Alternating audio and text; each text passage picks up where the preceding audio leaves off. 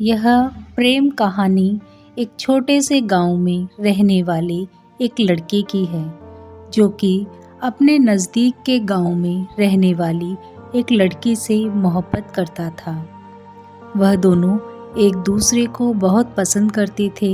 अभिषेक एक छोटे से किसान का बेटा था और माधुरी एक बड़े जमींदार की बेटी थी। अभिषेक हर रोज़ शाम 6 बजे माधुरी से मिलने चोरी छुपे उसके गांव जाया करता था। वहां वह तालाब के किनारे बैठकर अपनी शादी के सपनों को सच करने की बातें करते रहते थे।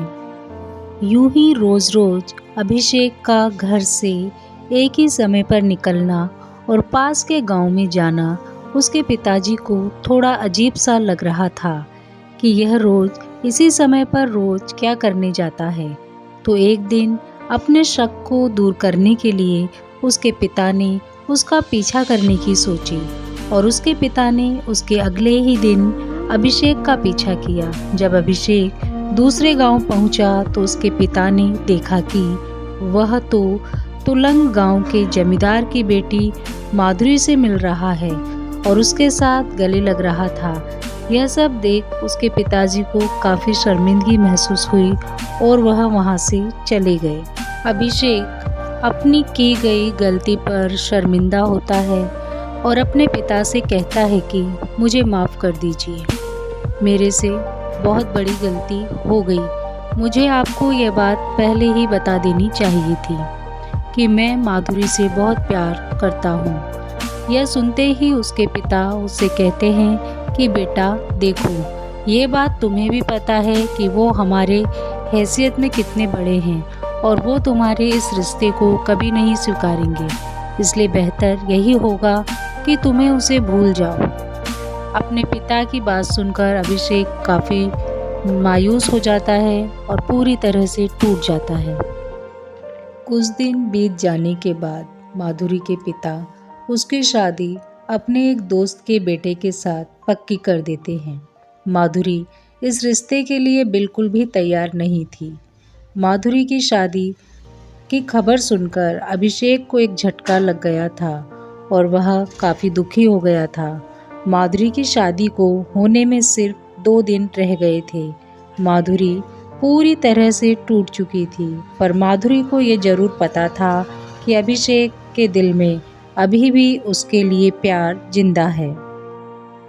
जब वह अभिषेक के पास पहुंची तो अभिषेक उसे देखकर बहुत खुश हो गया और वह एक दूसरे को देखते ही देखते गले लग गए।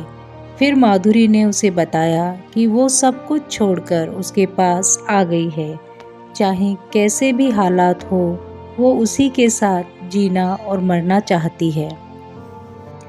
माधुरी के घर वाले देखते हैं कि माधुरी घर पर नहीं है, वह घर से भाग गई है।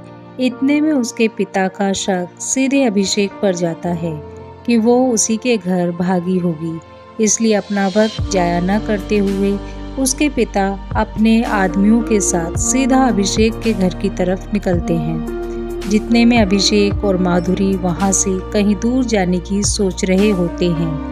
इतने में माधुरी के पिता वहां पहुंच जाते हैं और उसको वहां ही ले जा रहे होते हैं कि इतने में अभिषेक माधुरी के पिता से प्रार्थना करता है कि हमें अलग मत करिए, हम एक दूसरे के बिना नहीं रह सकते।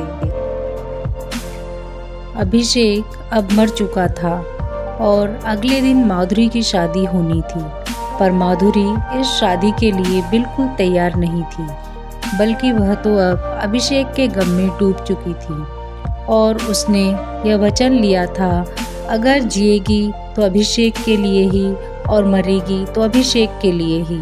अब शादी होने में सिर्फ कुछ ही समय रह गया था, पर माधुरी अभी तक तैयार नहीं हुई थी। यही गम में सोचते सोचते अचानक उसकी नज़र चूहे मारने वाली दवाई पर पड़ती है और बिना सोचे वह दवाई उस रेड पॉइजन को उठा लेती है और उसे खा लेती है, यह सोचकर कि अब जीते जी तो वह उसकी ना हो सके, पर मरकर तो उसकी हो सकती है। और उसके कुछ पल बाद ही माधुरी की मौत हो जाती है।